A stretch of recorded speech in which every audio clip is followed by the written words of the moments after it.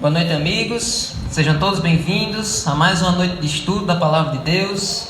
Que o Espírito de Deus possa estar no coração de cada um de nós nessa noite. Amém? Amém. Vamos fazer uma oração antes de estudarmos a Bíblia.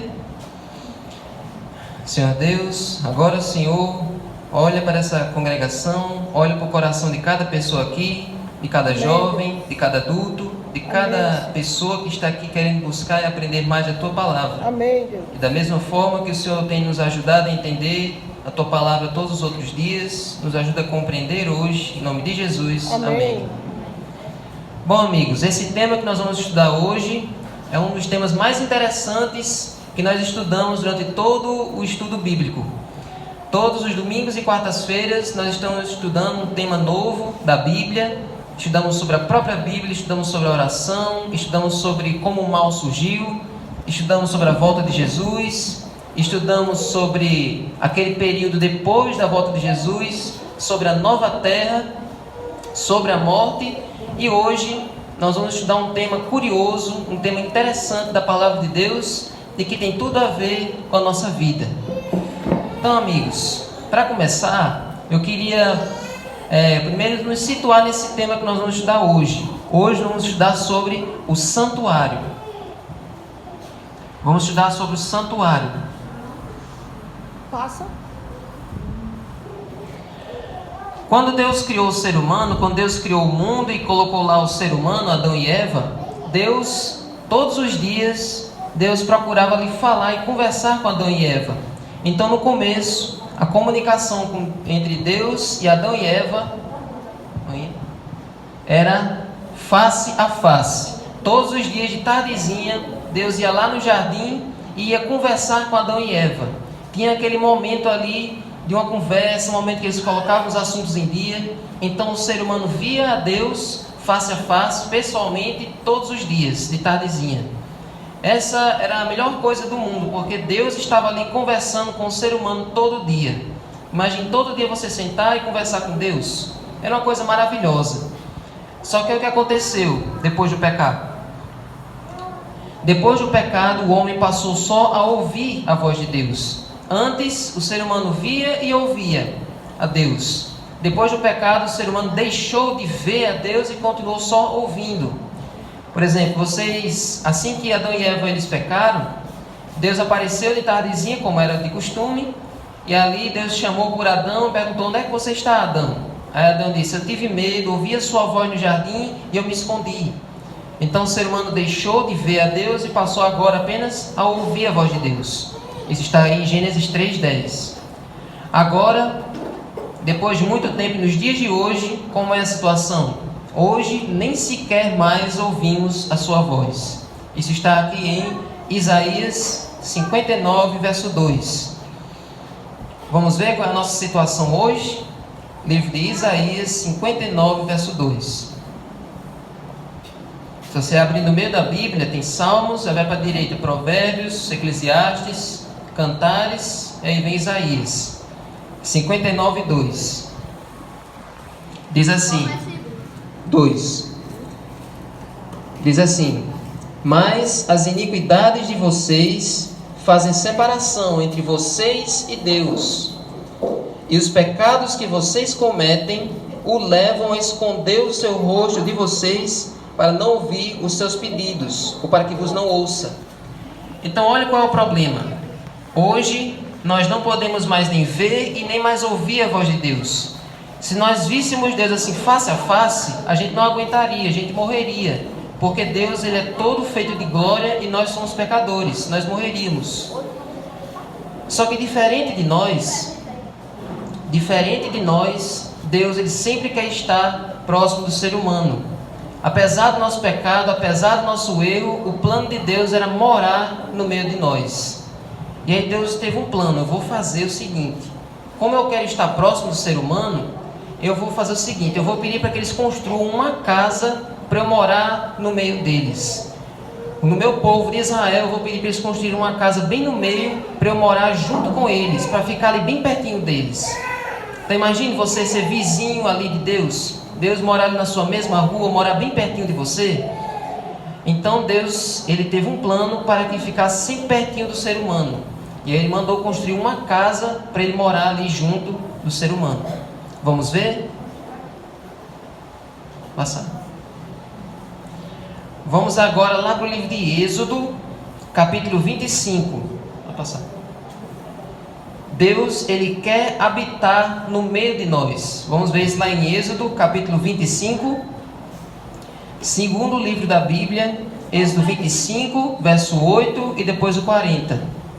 Olha o que diz aqui em Êxodo 25, verso 8 e depois o 40. E farão para mim um santuário para que eu possa habitar no meio deles. E o verso 40 diz assim: tenha o cuidado de fazer tudo segundo o modelo que foi mostrado a você no monte. Então Deus chamou Moisés, acho que todos vocês sabem quem é Moisés. Deus chamou Moisés, levou ele para cima de uma montanha e mostrou para ele um modelo de um santuário lá no céu e disse: Moisés, agora você olha para esse modelo e eu quero que você faça um igual a esse aqui que eu lhe mostrei. Essa vai ser a casa que você vai construir para mim no meio do povo, no meio ali dos meus filhos. Eu quero morar perto deles. Então Moisés olhou para aquele modelo, começou a anotar e levou lá para o meio do povo, e eles começaram a construir essa casa. Começaram a construir esse lar para que Deus morasse no meio deles. E como era essa casa? Era uma casa que tinha área, era uma casa que tinha sala, cozinha, quartos, quintal. Como era essa casa? Como é que ela funcionava? É isso que nós vamos estudar hoje. Quando vocês olharem assim, primeiramente, vocês vão pensar que não tem nada a ver com vocês. Mas quando nós formos estudar o significado de cada coisa, vocês vão ver o quanto isso se aplica a nós hoje. Então vamos conhecer essa casa. Vamos conhecer o santuário de Deus. Pode passar. Deus deu todas as medidas, Deus deu todas as instruções de como construir essa casa.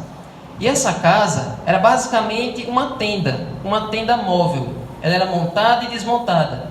Por que Deus não mandou construir logo uma casa, um prédio? Porque nesse momento aqui, o povo de Israel estava viajando. Então eles teriam que montar e desmontar essa tenda toda vez que eles fossem seguir viagem. Então a casa de Deus, no meio do povo, era uma tenda. E ela tinha esse cercado aí de cortinas e de pilastras. E dentro dessa casa tinham vários objetos. E cada um desses objetos tem um significado muito importante. Então vamos conhecer como é essa casa de Deus. O primeiro compartimento, vamos ver? Qual é o nome desse primeiro compartimento? É o pátio. Esse primeiro compartimento, essa primeira parte é o pátio, ou seja, a área ali da casa de Deus. Ela fica dentro desse cercado aí, cheio de cortinas, mas não é ainda ali a tenda, é só essa parte aí, dentro desse cercado de cortinas. Agora, dentro desse pátio, tinham quantos objetos? Vamos ver? O primeiro objeto é aquele ali que balançou. Nós vamos ver agora que objeto é esse. Pode passar. O primeiro objeto era um altar de sacrifícios. O nome já diz. Era um altar assim, bem grande, como se fosse aquela caixa d'água que a gente tem aqui, mas quadrada. E eram realizados os sacrifícios diários, um de manhã e outro à tarde. Esses sacrifícios eram sacrifícios fixos. Todo dia tinha esses sacrifícios, um de manhãzinha e outro de tarde. E como eram esses sacrifícios? No geral, eram sacrifícios de cordeiros. E mais tarde nós vamos ver por que esses sacrifícios eram assim. Eles eram realizados todos os dias, de manhã e à tarde. Esse era o primeiro objeto do santuário que estava lá no pátio. Agora o segundo, aquele outro ali que balançou, vamos ver? Qual é o nome do segundo objeto? Pia ou bacia. Algumas Bíblias dizem pia e outras dizem bacia. Era onde os sacerdotes lavavam as mãos e os pés antes de entrarem no santuário. Essa casa de Deus, ela era ministrada pelos sacerdotes, que eram homens escolhidos por Deus para fazerem os serviços ali diários. Agora, eles não podiam entrar lá dentro do santuário de qualquer jeito. Então tinha essa pia coberta de água, que eles lavavam suas mãos e os pés antes de entrarem lá dentro da casa, antes de entrarem lá dentro da tenda. Vocês lembram quando Deus chamou Moisés para libertar o povo na sarça ardente? Quando Moisés estava chegando ali perto, Deus disse: descalça as suas sandálias, pois o lugar que você está é uma terra santa. Pronto, da mesma forma, para entrar no santuário, os sacerdotes precisavam se lavar para poderem ministrar na presença de Deus. Então, no pátio só tem esses dois objetos: o altar de sacrifício e a pia ou bacia. Agora vamos dar um zoom e vamos descobrir o que tem dentro lá do santuário. Dentro do santuário, ou seja, dentro daquela tenda, tinha dois compartimentos. O primeiro compartimento, o nome dele é Lugar Santo. E o outro era chamado de Lugar Santíssimo. Como vocês já podem ali inferir, o Lugar Santíssimo era o lugar mais santo que tinha. O Santo dos Santos. Por isso que algumas Bíblias chamam o Santo dos Santos. Era ali que Deus se manifestava. Mas vamos conhecer primeiro os objetos que tem ali no lugar santo, nesse primeiro cômodo do santuário. Vamos ver? Aquele ali que balançou, vamos ver qual é esse objeto? Mesa dos pães. Eram armazenados 12 pães sem fermento, um para cada tribo de Israel. E eles eram trocados a cada sábado. Então, nesse lugar santo, tinha esse primeiro objeto, que era uma mesa que tinha 12 pães. Esses pães eram feitos da farinha de trigo, e eles faziam 12 pães, com uma pilha de 6 aqui, e a outra pilha de 6 aqui. E por que eram 12? Porque o povo de Israel era dividido em 12 tribos. Rúben, Simeão, Levi, Gade e assim por diante. 12 tribos, uma para cada uma das tribos de Israel. E eles eram trocados toda semana. A cada sábado esses pães eram renovados. Então esse é o primeiro objeto do lugar santo. O segundo, vamos ver? Esse mais de cá, vamos ver? É o candelabro, ou candeeiro, ou castiçal, com 7 lâmpadas. Vocês hoje devem conhecer os lustres que tem no teto, mas isso aqui é como se fosse um lustre no chão. É um candelabro com 7 lâmpadas. E ele era todo coberto ali de ouro puro. E essas lâmpadas, elas permaneciam acesas o tempo todo. Eles colocavam um azeite ali, um óleo, que aquelas lâmpadas nunca se apagavam. Dia e noite elas ficavam acesas ali no lugar santo. Ok? Esse é o segundo objeto do lugar santo. E o terceiro, que está ali mais próximo da outra cortina, vamos ver qual é? É um altar de incenso. Não é um altar como o altar de sacrifício, que era mais largo. É um altar parecido com esse púlpito, ele era menor. E era onde o sacerdote oferecia o incenso que representava as orações do povo. Então ele trazia o incenso, que era como se fosse ali um pó perfumado, e queimava ali naquele altar de incenso, e ali saía um aroma, um perfume agradável, e aquilo representava as orações de todo o povo de Israel. Cada oração que cada pessoa fazia era representada ali por aquele incenso que era queimado no lugar santo. Então, no lugar santo tinha esses 3 objetos: a mesa com 12 pães, o candelabro, o candeeiro ou castiçal, e o altar de incenso. Agora, entre o lugar santo e o lugar santíssimo, tinha um véu, tinha uma cortina de separação. Vamos ver? Pode passar. Está vendo aquela cortina ali, ó? Pode passar de novo. De novo. Essa cortina, ela era coberta de ouro puro. Ela era uma cortina bem grossa, que nenhuma pessoa sozinha conseguiria rasgar. E por que ela era tão assim protegida? Por que ela era tão reforçada assim? Para impedir que qualquer pessoa aleatoriamente entrasse no lugar santíssimo. Então era uma cortina bem grossa para separar o lugar santo do lugar santíssimo. E agora, ali no lugar santíssimo, só tinha um objeto. Vamos ver qual é esse objeto? Esse talvez seja um dos objetos mais conhecidos de vocês. É a Arca da Aliança. Talvez quem já foi assim de uma outra igreja deve ter ouvido falar desse objeto aqui. A Arca da Aliança. Era onde a presença de Deus se manifestava entre os querubins. O que era a Arca da Aliança? Era uma caixa, era um baú de madeira, mas coberto de ouro. E em cima desse baú tinha uma tampa, aquela tampa ali que tem uns triângulos. Essa tampa era chamada de propiciatório. E em cima dessa tampa tinham 2 anjos, como vocês podem ver. 2 esculturas de anjos. Cada anjo tinha uma asa voltada para baixo e a outra voltada para cima, uma cobrindo assim o propiciatório. Por que tinha esses anjos? Eu não sei quem de vocês estava aqui naquele dia que eu falei sobre como foi que o mal surgiu, e eu contei que Lúcifer lá no céu, ele era um dos querubins, e os querubins eram aqueles anjos que ficavam do lado do trono de Deus. Então aqui, como a Arca da Aliança é uma representação da presença de Deus, então foi por isso que Deus orientou que gravassem esses dois querubins aí em cima da Arca da Aliança. Agora, tinha uma coisa que aparecia ali entre esses dois anjos. E essa coisa que aparecia, vamos ver o que era. Era um brilho, era uma glória muito forte. Essa glória, esse brilho era chamado de Shekinah. Às vezes eu coloco uma música aqui que tem esse nome e que mostra justamente esse brilho acendendo. O que era esse brilho? Era a própria presença de Deus. Deus aparecia ali entre esses dois anjos, através de um brilho, de uma luz muito forte. Então, gente, era isso que tinha do lado de fora da Arca da Aliança. Mas se era um baú, o que será que tinha dentro? Vamos destampar para ver o que tem dentro? Bora destampar. Tiramos a tampa, agora vamos ver ali. Vocês já viram o primeiro objeto, mas tem 3 objetos dentro da arca. Vamos ver quais são? O primeiro, que é um dos mais conhecidos de vocês, são ali as tábuas de pedra. São os 10 mandamentos. Aquelas que Deus escreveu com o próprio dedo e que são a lei que nós devemos seguir até hoje. Os 10 mandamentos. O segundo ali era o maná. O maná era aquele pão que Deus dava todos os dias para o povo de Israel comer. Vocês sabem que o povo de Israel estava no deserto e lá não tinha comida para eles comerem, não tinha como eles plantarem nada.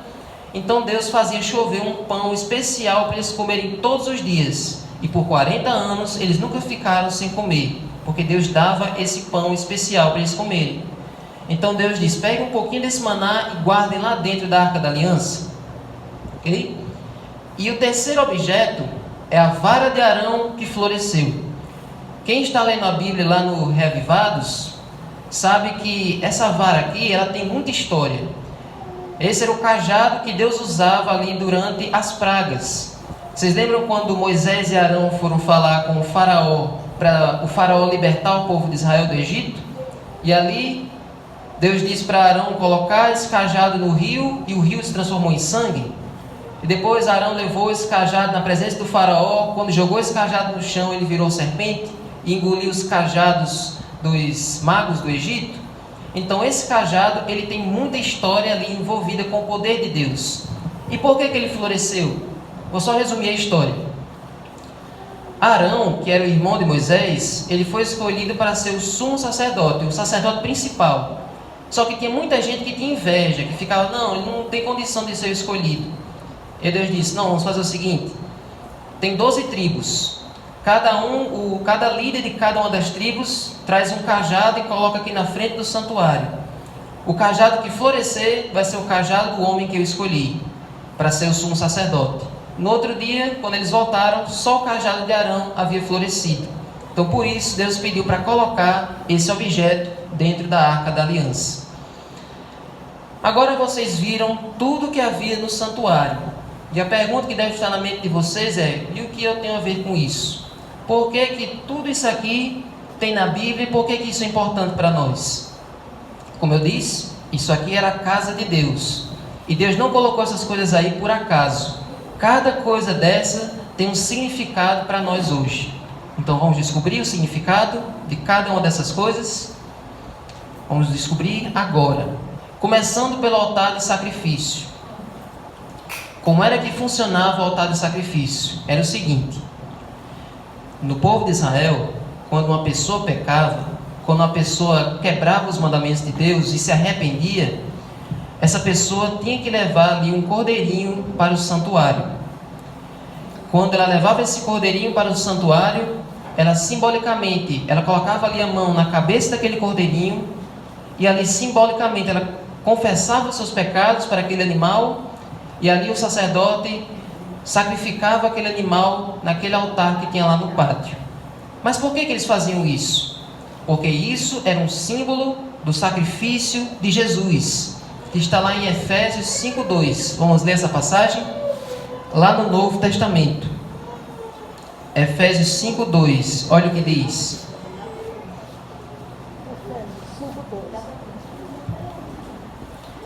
E vivam em amor, como também Cristo nos amou e se entregou por nós como oferta e sacrifício de aroma agradável a Deus.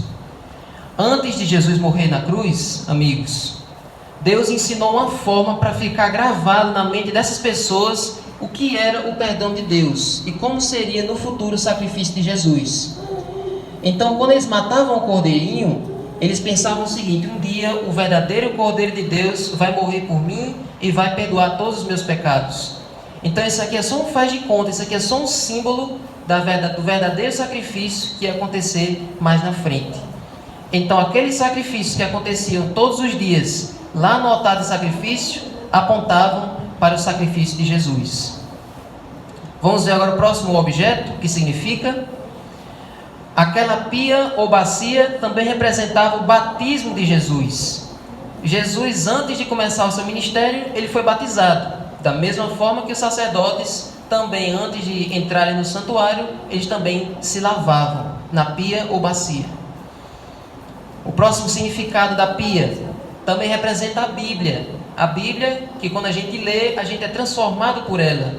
Coisas que a gente gostava e que nos faziam mal, agora são deixadas de lado. E nós temos uma mente transformada pela palavra de Deus. Amém. Então a pia é um símbolo da Bíblia também. E terceiro, também é um símbolo do Espírito Santo, que também nos transforma e nos ajuda a transformar a vida de outros também. Amém. Esse é o significado da pia. Agora aquela mesa com os pães. O que significava aquela mesa? Vamos ver? Lá em João 6,48. Evangelho de João 6, verso 48. O quarto evangelho do Novo Testamento. Olha o que diz. Olha o que Jesus disse. 6:48. Isso. Eu sou, olha o que Jesus disse. Eu sou o pão da vida. E ao longo do capítulo ele repete isso várias vezes. Então aqueles pães que estavam ali no santuário, eles representavam ali o próprio Jesus, que é o pão da vida. É Ele quem sacia o vazio de todos nós. Tem coisas na gente que não dá para saciar, não dá para encher. Só Jesus é que preenche. Então Jesus é o pão da vida. Amém. E por que aqueles pães tinham que ser sem fermento? Porque fermento na Bíblia é o símbolo do pecado. E como Jesus nunca pecou, os pães tinham que ser sem fermento. Esse é o significado daquela mesa com pães. E aquele castiçal que tinha 7 lâmpadas. João 8, 12. João capítulo 8, versículo 12. Olha o que Jesus diz. De novo, Jesus lhes falou dizendo: Eu sou a luz do mundo. Quem me segue não andará nas trevas. Pelo contrário, terá a luz da vida. Lembra daquele candelabro que a gente falou agora? Vocês lembram que ele não se apagava hora nenhuma, passava o dia e a noite toda acesa, aquele candelabro? Da mesma forma, Jesus é a luz do mundo. Jesus é a nossa luz. E em nenhum momento ele se apaga. Amém. Em nenhum momento ele traz escuridão. Sempre ele traz luz para a nossa vida, nos mostrando o caminho que a gente deve seguir. Amém. Então aquele candelabro apontava para Jesus, a luz do mundo. E o altar de incenso, que ficava ali próximo do lugar santíssimo. Vamos ler Hebreus 7, 24 e 25. Indo mais para a direita, passando por vários livros, você chega lá em Hebreus 7, verso 24 e 25. Diz assim: Jesus, no entanto, porque continua para sempre, tem o seu sacerdócio imutável. Por isso também pode salvar totalmente os que por ele se aproximam de Deus, vivendo sempre para interceder por eles. Amém. E agora aqui Apocalipse 5, verso 3. Ora, nem no céu, nem sobre a terra, nem debaixo da terra, ninguém poderia abrir o livro e nem mesmo olhar para ele. Então, gente, o que significa ali o altar de incenso? Vocês lembram que aquilo representava as orações do povo de Israel? Da mesma forma, Jesus está toda hora de plantão, disposto a ouvir a sua oração. Amém. Ele pega todas as nossas orações, imperfeitas do jeito que são, e mostra na presença de Deus. Ele é o elo entre a gente e Deus. É Ele quem pega nossas orações e leva para a presença de Deus. Amém. E mais, vamos ver os próximos objetos? Lá dentro da Arca da Aliança, o que representava aquela vara de Arão? Representava o poder de Deus em ação. E o próximo objeto, o maná, representava o cuidado de Deus. Deus nunca nos deixa faltar nada. Ele sempre provê o que é necessário para eu e você vivermos. Amém. O cuidado de Deus. E terceiro, os 10 mandamentos representavam ali o amor e a justiça de Deus. Amém. Vocês lembram que os 10 mandamentos representam amar a Deus e amar ao próximo. Então, os 10 mandamentos são um símbolo do amor e da justiça de Deus. Então, vocês viram aqui o que significava cada coisa do santuário. Mas talvez vocês não tenham percebido uma coisa muito importante em tudo isso. E agora vocês vão perceber. Vamos ver? O santuário, gente, ele tinha 3 portas. 3 portas. A primeira era da rua, para o pátio do santuário. Essa primeira porta aqui. Pode passar. Era essa primeira porta aqui. Agora vocês vão ver uma coisa bastante curiosa. Olhe como o povo de Israel chamava essas portas. Cada uma dessas 3 portas tinham nomes. Qual era o nome da primeira porta? Vamos ver? Caminho. A primeira porta era chamada de o caminho. A segunda, do pátio para o lugar santo, era chamada de verdade. E a terceira, do santo para o santíssimo, era chamada de vida. Agora vocês já sabem do que eu estou falando. Vamos ver quem foi que disse isso? João 14, verso 6. Vamos ler? Pode passar. João 14, verso 6. Quarto evangelho do Novo Testamento. João capítulo 14, verso 6. Jesus respondeu: Eu sou o caminho, a verdade e a vida. Ninguém vem ao Pai senão por mim. Para chegar à presença de Deus, tem que passar por aquelas 3 portas. E Jesus disse que aquelas 3 portas representavam Ele mesmo. Eu sou o caminho, a verdade e a vida. Ninguém pode chegar até Deus se não passar por mim. Eu sou quem ligo você a Deus. Sem mim, você nunca chegaria a Deus. Então, eu sou o elo entre vocês e Deus. Aí você pode pensar, não, mas Jesus não está dizendo que Ele é aquela porta. Vamos ver? A próxima passagem. Bora. João 10, do 7 a 9. Indo mais para a esquerda, para ficar claro de vez, João 10, do 7 até o 9. Olha o que Jesus diz. Então Jesus disse mais uma vez: em verdade lhes digo, que eu sou a porta das ovelhas. Todos os que vieram antes de mim são ladrões e salteadores, mas as ovelhas não lhes deram ouvidos. Eu sou a porta. Se alguém entrar por mim, será salvo. Entrará, sairá e achará pastagem. Amém. Então Jesus agora confirma: eu sou aquela porta. Eu sou o caminho, a verdade e a vida. Então, gente, o santuário ele tem um significado muito importante para você. Porque cada coisa do santuário aponta para uma pessoa só. Vamos ver? Como vocês viram, todos os objetos do santuário convergem para um personagem. O sacrifício era o sacrifício de Jesus. A pia ou bacia representava o batismo de Jesus. Os sacerdotes eram o símbolo de Jesus. O pão era Jesus. A luz era Jesus. Tudo que havia no santuário, as portas, cada compartimento, cada objeto, tudo representava Jesus. O santuário, gente, era uma maquete do ministério de Jesus. Era como se você fosse representar Jesus numa casa. Então o santuário representava tudo que Jesus faz por mim e por você. Agora, se esse santuário foi construído antes de Jesus e tudo era um símbolo de Jesus, o que aconteceu quando Jesus morreu? Que fim levou o santuário? Aquele que Moisés construiu. Vamos ver? Quando Jesus morreu, o que aconteceu com o santuário? Pode passar. Vamos ler o que aconteceu com o santuário.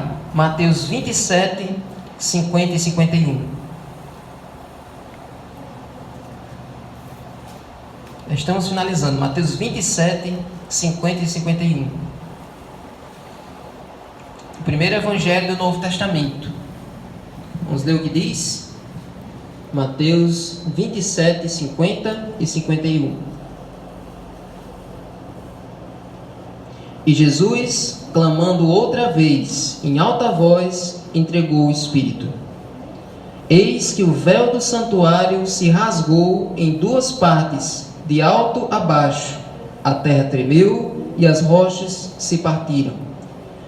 Sabe o que aconteceu quando Jesus morreu na cruz?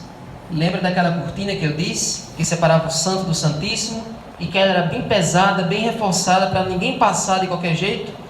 Aquela cortina que ninguém conseguia rasgar, ela se rasgou sozinha, de alto a baixo. Aquela cortina se rasgou ali pela própria mão de Deus, na hora que Jesus morreu na cruz. E por que ela se rasgou?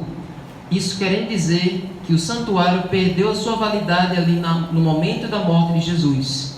Dali para frente não precisava mais de todas aquelas cerimônias, não precisava mais matar cordeiros, não precisava mais de todo aquele ritual, tudo que acontecia ali no santuário chegou ao seu fim ali na morte de Jesus, na hora que Jesus morreu.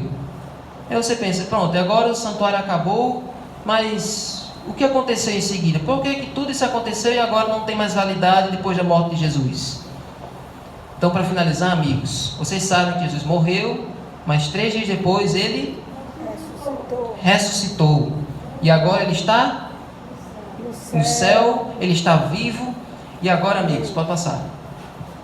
E agora, amigos, vocês lembram que Deus pediu para Moisés construir um santuário baseado no que ele viu, um modelo que ele viu que tinha lá no céu?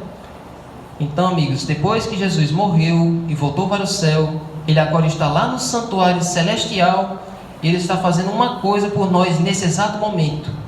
Desde a hora que ele voltou, há 2022 anos atrás, há pouco menos de 2022 anos atrás, toda hora ele está lá de plantão, na presença do santuário de Deus, na presença de Deus, intercedendo por mim e por você. Amém. Hoje, se você antes de dormir fosse ajoelhar, confessar toda a sua vida, todos os pecados que você cometeu, Jesus ouve, Jesus perdoa e Jesus apaga todos esses pecados na mesma hora. Amém. Essa é a nossa certeza. Toda essa mensagem do santuário se aplica diretamente em Jesus. Ele é a nossa esperança e Ele está intercedendo por nós. Então hoje, amigos, é o dia da gente se arrepender. Hoje é o dia da gente ir sem medo falar com Ele. Você não precisa pedir para ninguém, para que nenhuma pessoa perdoe os seus pecados e que seja o elo entre você e Deus. O próprio Jesus é esse elo. Você pode ir diretamente falar com Ele, é gratuito. A distância de uma oração é a distância do seu perdão. Amém. Então, amigos, esse é o apelo de Deus para vocês essa noite. Que Jesus possa morar hoje no seu coração e possa restaurar a sua vida. Amém. Vamos ficar de pé, vamos fazer uma oração.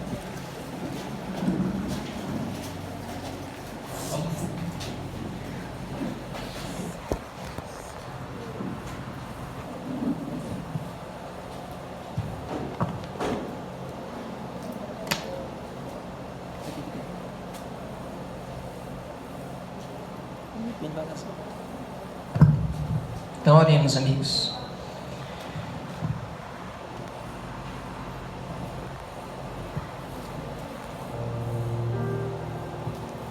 Senhor Deus, te agradecemos, Senhor, porque apesar do nosso pecado, apesar da gente querer muitas vezes nos esconder do Senhor, querer fugir, querer ir para cada vez mais longe, o Senhor não cansa de correr atrás de nós e de nos querer bem pertinho do Senhor.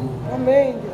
Obrigado. Quando nós pecamos pela primeira vez, nos escondemos atrás daquelas árvores, o Senhor nos chamou, o Senhor foi atrás de nós e o Senhor projetou esse plano para construir essa casa, para ser o nosso vizinho, para morar bem pertinho de nós. Obrigado, Deus. E agora que aquela casa não existe mais, nós sabemos que o Senhor está aí no céu, no santuário, intercedendo por nós Obrigado, e preparando Deus. uma casa para nós vivermos junto com o Senhor aí eternamente. Amém. E que nessa casa, Senhor, que nós vamos habitar junto com o Senhor, queremos que todos aqui estejam presentes. Amém. Assim Que cada seja, pessoa, ao ouvir essa mensagem, possa hoje à noite se arrepender e decidir entregar a sua vida a Ti. Amém. Fica com cada um de nós, em nome de Jesus. Amém. Amém.